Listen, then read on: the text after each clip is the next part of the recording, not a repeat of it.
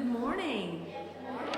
Please rise in body or in spirit and join me in singing hymn number 330 in your great hymnal, The Arching Sky of Morning Glows, number 330. Please join me and stand in body or in spirit, please. 330.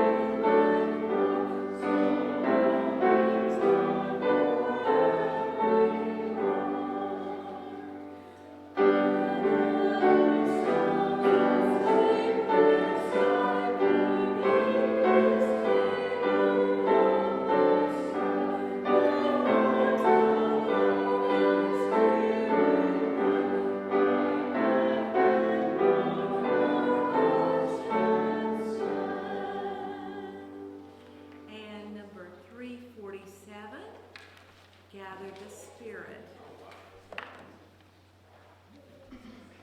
347.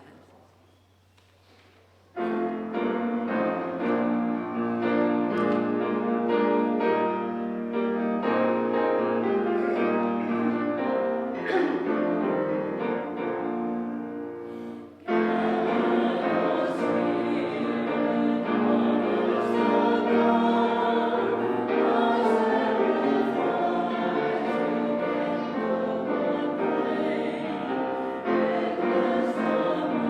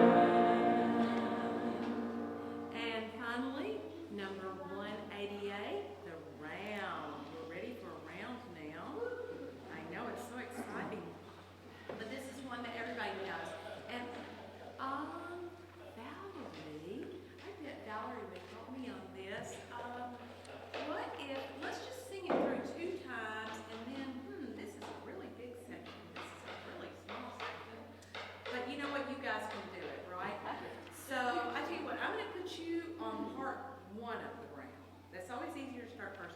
You're going to go on part 2, all right? Valerie's going to be your helper, okay? Thank you so much. All right, so let's sing it 2 times through, just in unison. Here we go.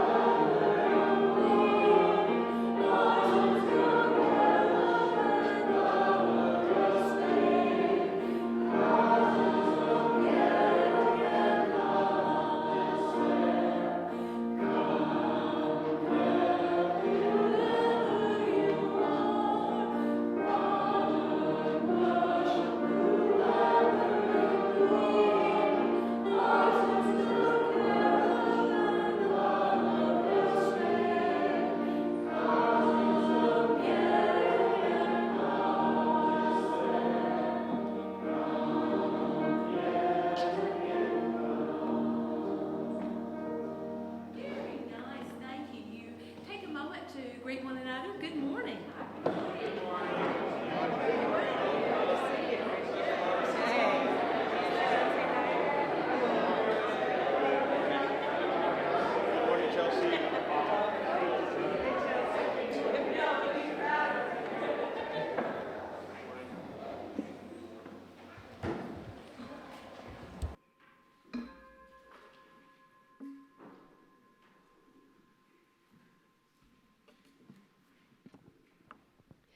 The flame on a chalice, the flicker of a chalice, the lamps of our open faces brought near.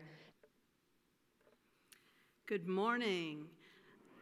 I am Denise Gouch. I am very fortunate to be your assistant minister. Our lead minister, Gail Seavey, is on vacation through the month of July, so she will be back soon.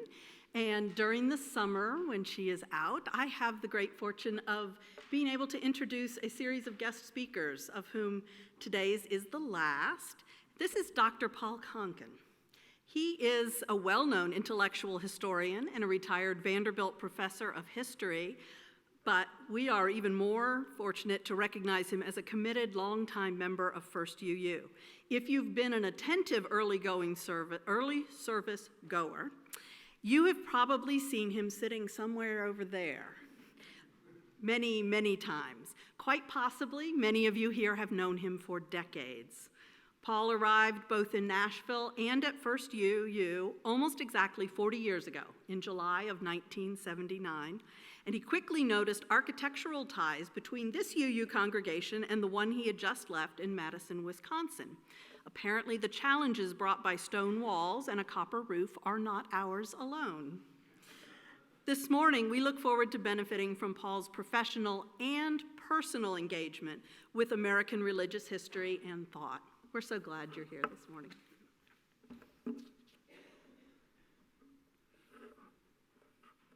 Let us begin our worship by acknowledging that we live and have our being within a reality so limitless as to surpass our understanding.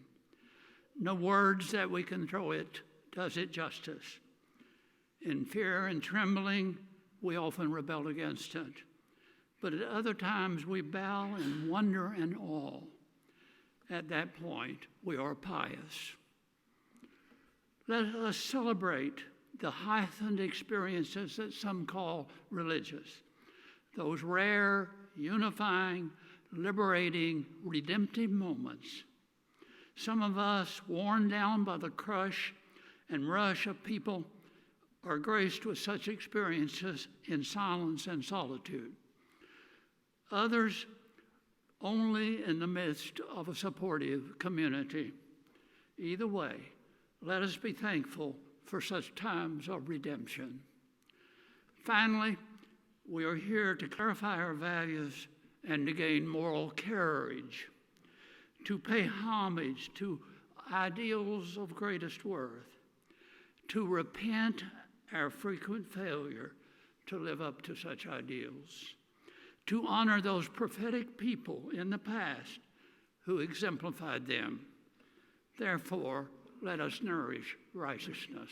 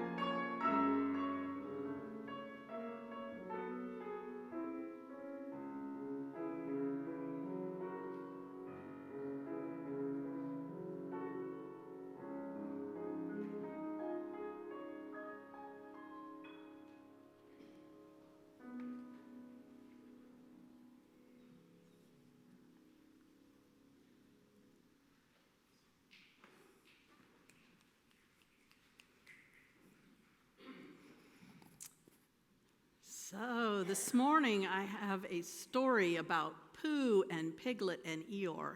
Who knows who they are? A lot of you.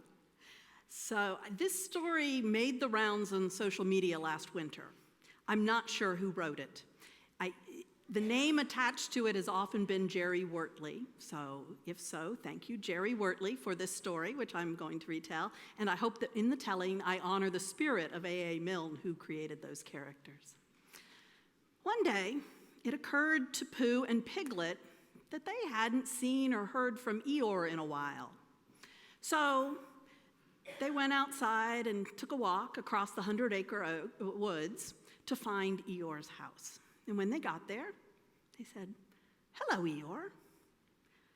"Hello, Pooh. Hello, Piglet," said Eeyore. And Piglet said, "We just stopped by to say hello because we haven't seen you in a while, and we were wondering if you are okay." Am I okay? I don't know. I often ask myself that question. Are any of us ever okay? What I think is that I am sad and feeling alone and not much fun to be around at all. That's why I haven't bothered you, because no one would want to hang around with someone who's feeling sad and alone and not much fun to be around at all. Pooh looked at Piglet, and Piglet looked at Pooh, and they went and they sat down on either side of Eeyore. Eeyore looked a little surprised. "What are you doing?" he said. "Well, we're here because we are your friends, and true friends don't care if someone is sad and feels lonely and not much fun to be around at all. We're just here to be your friends." And they just sat there for a while, all three of them together. And maybe, after a little while, Eeyore felt just a little tiny bit better than he had before, because Pooh and Piglet were there, no more, no less. Here ends the story. We will now sing our young folks out to their classes. Their activity is for pre-K through, ages 5 through rising kindergartners through rising 5th graders. And you can go out this door with Miss Suzanne, is that correct? Yes. And you can find the song in the back cover of our gray hymnal.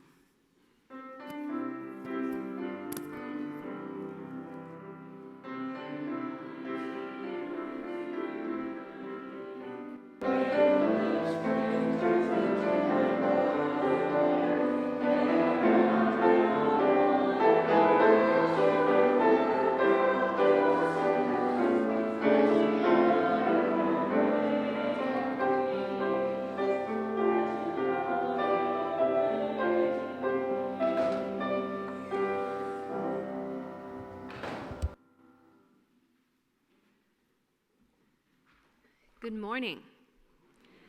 My name is Valerie Martin. I'm a member of the congregation. I am co-chair of worship committee and a member of nominating committee. It's my pleasure to welcome you here in the sanctuary and those joining us online to worship this morning. In order to reach a wider community than those able to be physically present on Sunday morning, our services are live streamed on YouTube and Facebook. Joys and concerns are not live streamed or recorded. Before I continue, let me remind you to silence your cell phones. As Unitarian Universalists, our spiritual paths vary, but in this congregation, we have made a covenant together. We affirm our interdependence, celebrate our differences, and work for justice. We deepen our relationships as we create a compassionate, welcoming community, nurture spiritual growth, and act on our values in the broader world. I want to extend a special welcome to visitors worshiping with us this morning. We ask you to wear the paper name tags because it helps us recognize you as someone we'd like to meet. If you're seeking a spiritual home, we hope you may find it here. Whether you are new to Unitarian Universalism or visiting from another UU congregation, we invite you to stop by the welcome table after the service to have any questions answered. People become members of this congregation by signing the membership book and supporting the church with their time and finances. If you're considering joining the church, please talk to our assistant minister, Denise Gouch. Following the service, we hope everyone will enjoy coffee and fellowship in the social area, where you will also find information about current opportunities for engagement and reflection. There are many announcements in the weekly bulletin that I hope you will take home and read, and I have one more I've been asked to highlight. There have been recent attempted ICE raids in the Nashville area. This week, Nashvillians stood up to protect their neighbor from deportation. Last Thursday, our congregation hosted a forum teaching how ICE uses our local resources to support our communities and what can be done to stand up and keep families together. Currently, 2 families need our help with food and possible transportation needs. If you are able to help, please let a member of the Social Justice Committee know at the table in the social hall or by email at socialjustice@thefund.org, and they will direct you on how to help. Thank you.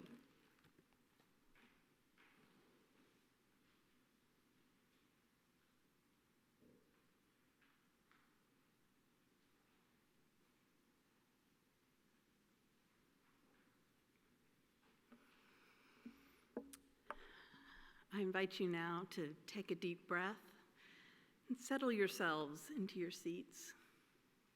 Perhaps finish arriving here this morning, feeling yourself part of this gathered community. I invite you to look over the hours, the month, the day, the weeks that have preceded your arriving here this morning. And as you do so, you may become aware of profound joys or sorrows that you would like to mark here with this community. If you do, you're invited to come and place a stone representing your joy or your concern in this bowl of water, which represents our gathered community. If you would like your joy or concern spoken to the congregation, you'll find yellow slips of paper in the pews in front of you. If you fill those out legibly, our lay minister, Kathy Chang, and I will read those aloud to the congregation. You can hand me those slips as you come forward.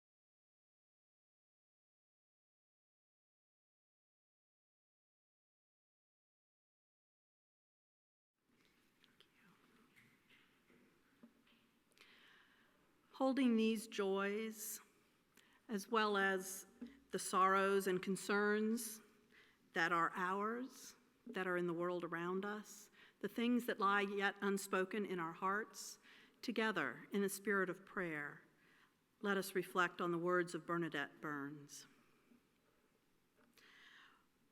For the joyful, may jubilant songs echo in our hearts well beyond fading memories. For the sorrowful, may gentle songs of solace bring lasting healing to hearts and minds. For the angry, may we join our voices together in songs of protest and hope. For the mindful, may we sing the praises of earth's beauty and honor the unique songs of all beings.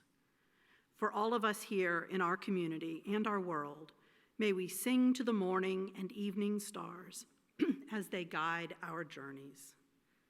Amen. Blessed be. In just a moment, the ushers will come among us with the offering bowls. Before they do, I'd like to remind you that our congregation shares a part of every collection with an organization in our community that works in line with our values. This is the last week of July, so it's your last chance to share with Safe Haven Family Shelter. You can find more about them in your order of service if you're interested. You can also find in your order of service, if you are here in the sanctuary, donations for online giving, should that be more to your style. If you are joining us online, you can always find donation instructions on our website, firstuunash.org. As always, your presence with us, like your generosity, is received with gratitude.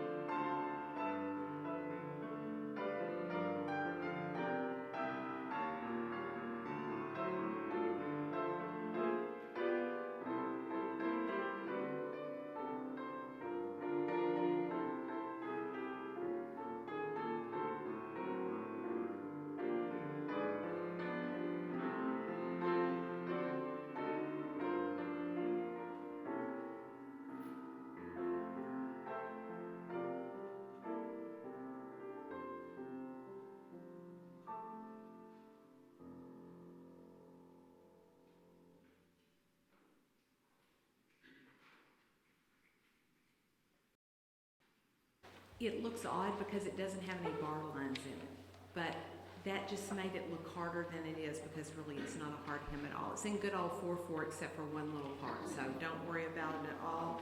Holly's going to play it through with me. I'm going to sing it through once and then I'll let you join me the second time.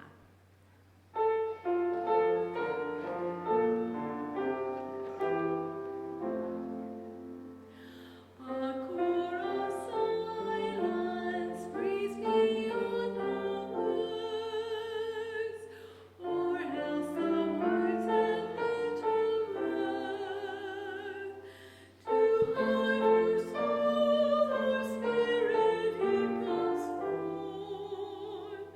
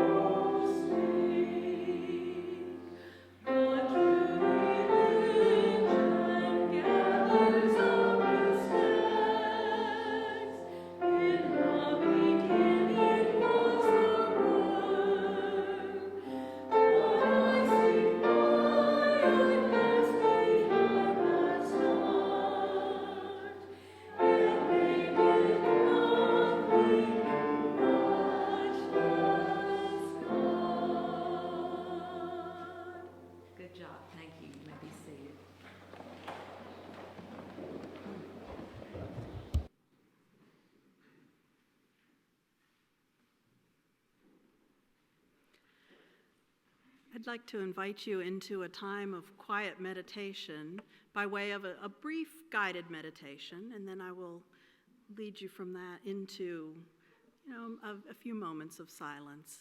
So settle yourselves quietly in your seat. Breathe however is comfortable for you. And I want you to first focus on the middle of your brain. It might help if you put your hands on your forehead and the back of your neck where it meets your skull, and imagine finding the spot halfway in between your palms. And just be in that spot for a moment. Just yourself. Not worrying about where you've come from to get here this morning. Not thinking about where you will go when you leave this space. Just be yourself in the middle of your head. And then focus your attention in the middle of your chest, maybe the middle of your heart. You might want to feel the seat behind you, or put your hand on sort of your mid-back, maybe a hand over your sternum or your heart, and find that point in the middle of your chest where just you live, just your feelings, no one else's. Be aware of that, just you in the quiet. And then similarly, find the spot in the middle of your gut. You might want to put a hand on your waist and a hand the small of your back, and aim for that spot in between your palms. The place where you live, the seat from which you're moving around in the world, gains its foundation and its strength. And be there, just with yourself, with what you want, what you need, your purpose in the world, no one else's.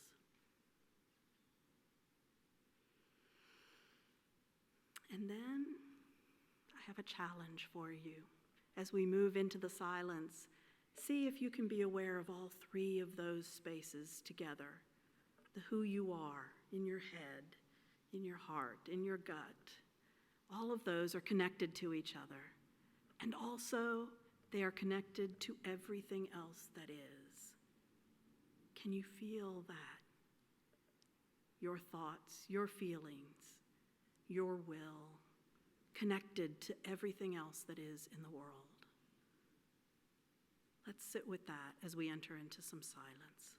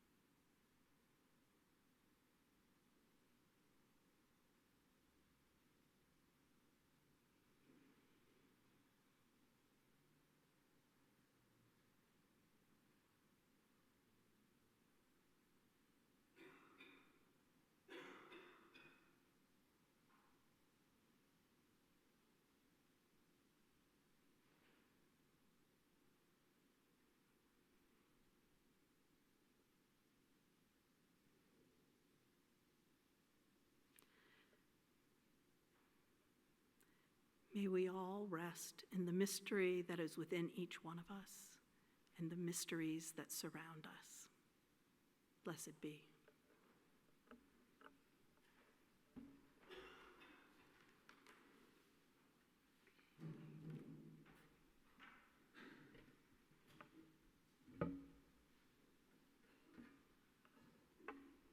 Is my thing on? Yes.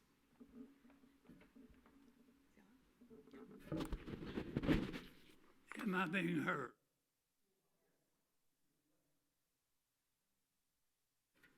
I'm not sure one can plagiarize himself, but I have to confess that some of this comes directly from a book I wrote 20 years ago when all the gods trembled.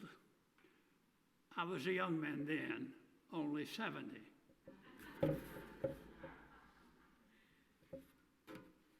Over the last century, a small but increasing number of diverse but influential Americans have found unbelievable certain critical beliefs still accepted by the larger population.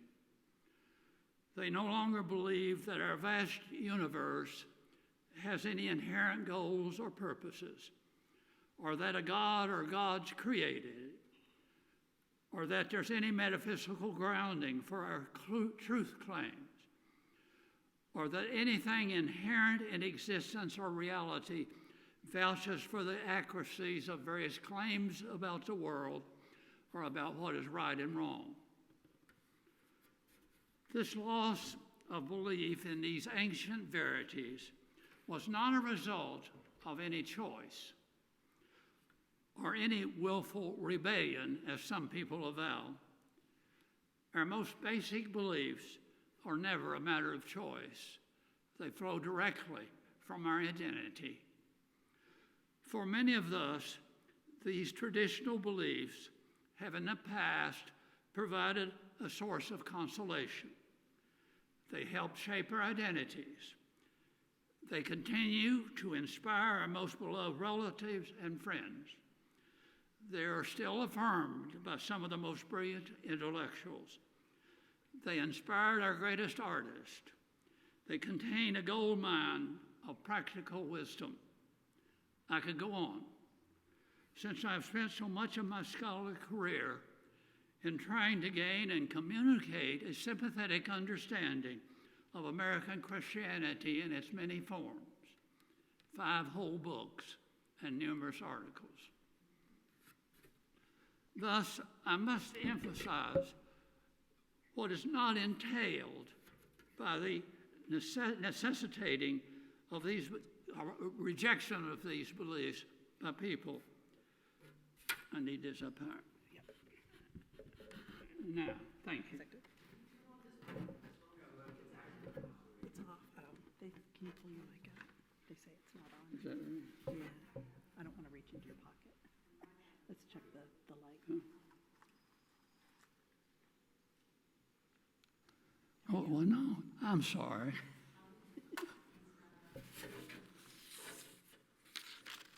Did any of you understand what I said so far? Okay. Thus, I have to emphasize what is not entailed by the loss of those ancient beliefs. A lack of deference to external authorities or any metaphysical grounding does not mean that we cannot create very useful knowledge and do it all the time. Many of the people who have rejected these varieties are the very ones that hang out in universities or Unitarian churches. It does not mean that people in this position could dispense with goals or purposes dear to them, or could dispense with shame and guilt, or refrain from adverse judgments about the actions of themselves or other people. But most important, in the present context, it does not mean they cannot feel a type of piety in a beautiful as well as a fearful universe. I go back to my call to worship. Or at times enjoy the redemptive experiences that some call religious, or that they cannot covenant with other people in behalf of lofty ethical principle, and often with as much sensitivity and insight as any traditionalist. It does not mean that they cannot give up, it does not mean that they have to give up a great deal retained, in many cases from their own Christian past, including the moral insights of prophets and of Jesus. For me, the most important gift of early Christians was the present Bible, the greatest body of literature ever assembled. I've had a long-term fascination and involvement with biblical scholarship. Many years ago here in this church, I taught a course on both the Old and New Testament. I still have in my computer files a book-length copy of the lectures I gave to those two courses. I wonder if anyone here attended those courses. One person. I feel even more anxious than before.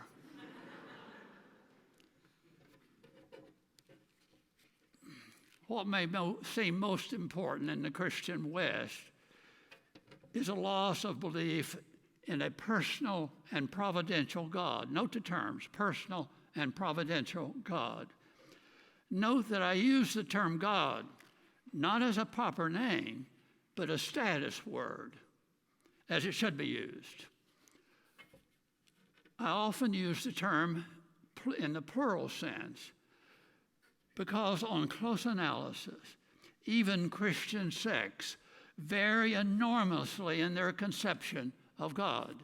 In a practical sense, we have many gods in this country. But if any of those gods did exist, he or she might have guaranteed some purpose in the universe as a whole and possibly some decipherable plan or structure to it. The sacrifice of such theistic belief, or put it more dramatic, the death of the gods, removes any basis for a belief in what most of these gods promised humans, life beyond death, as well as future punishments and rewards. It eliminates any appeal to divine law or divine justice.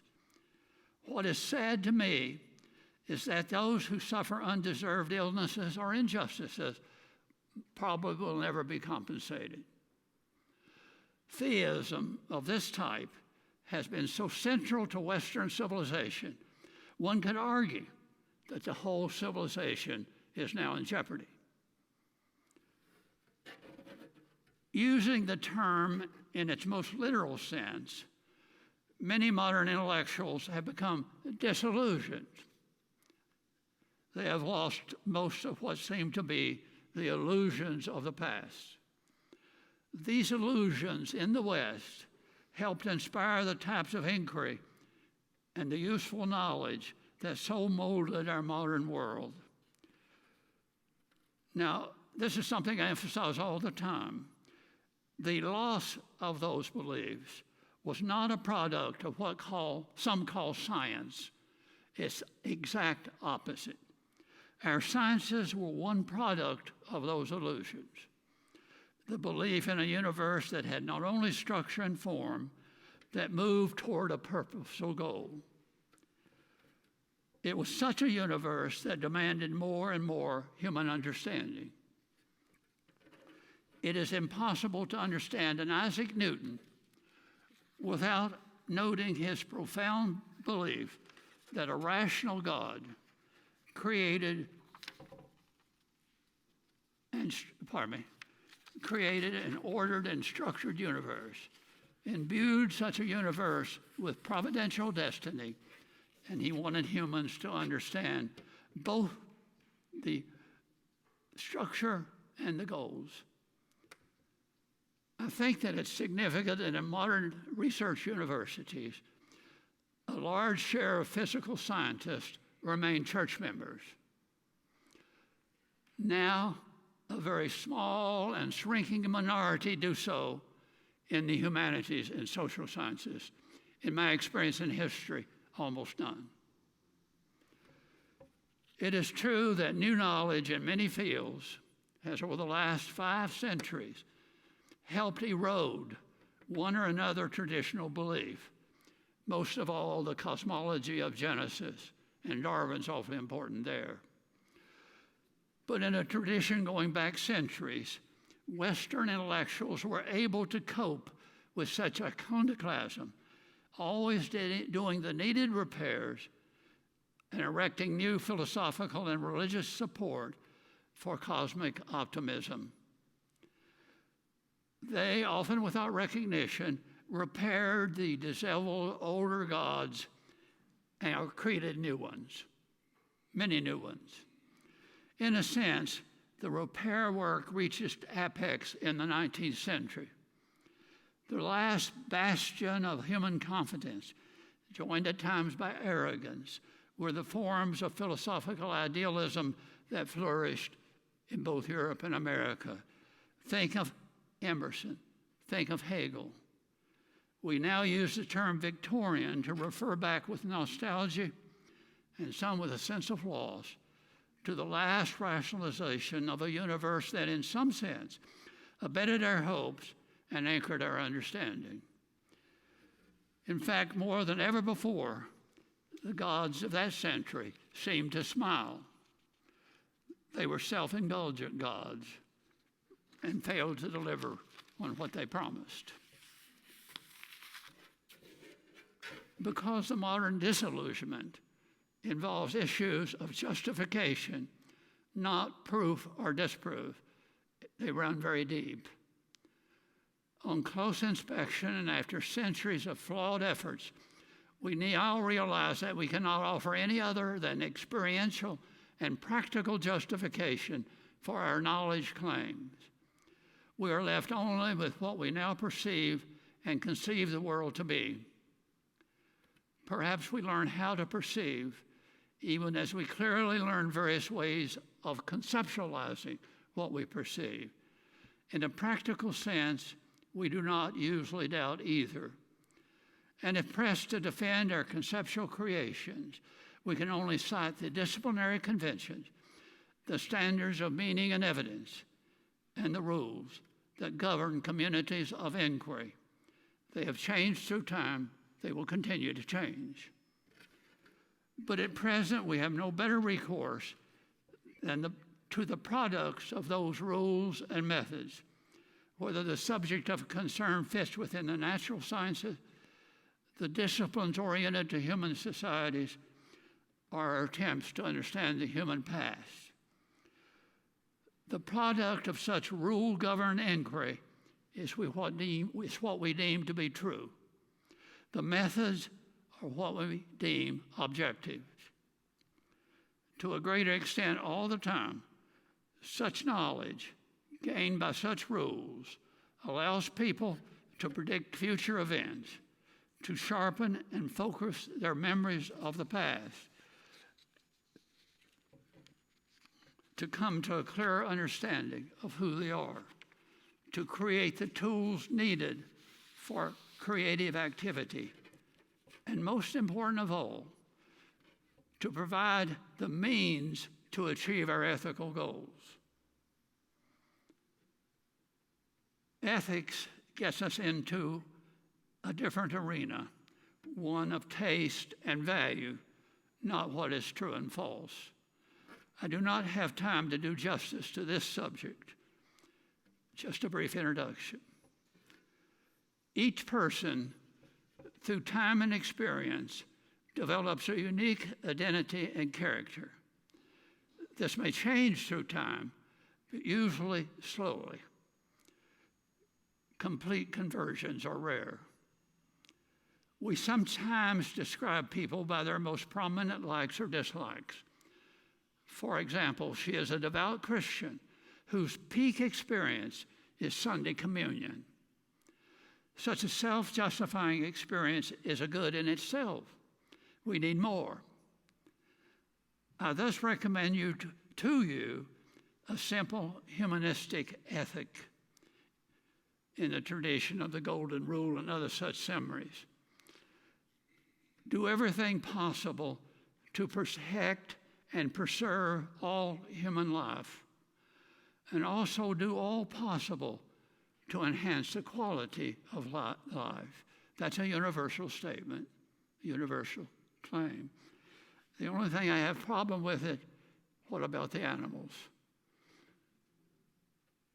We can tell people what they should do to fulfill moral imperatives, even force them to comply as we have to at times.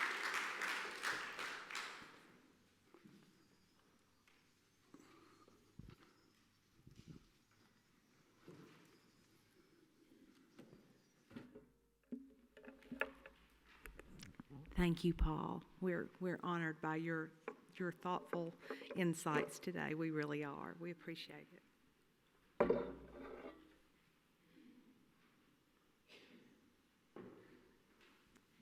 Please rise in body or in spirit and join us in singing hymn number 313 in the gray hymnal. Oh, what a piece of work we are. Number 313. I know it's a great title, isn't it?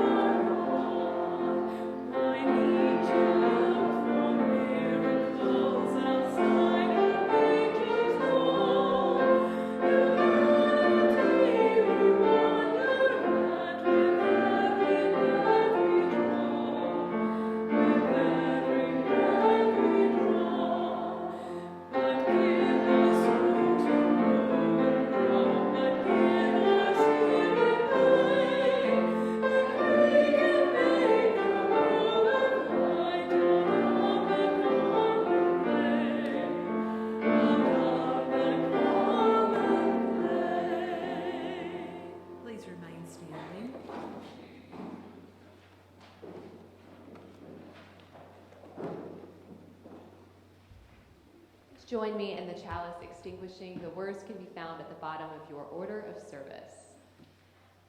Extinguish this flame, but not the light of truth, the warmth of community, or the fire of commitment. These we carry in our hearts until we are together again. A classic benediction written by Wayne Arneson. Take courage, friends. The way is often hard, the path is never clear, and the stakes are very high. Take courage, for deep down there is another truth. You are not alone. Our service is ended. Let us go forth together in service.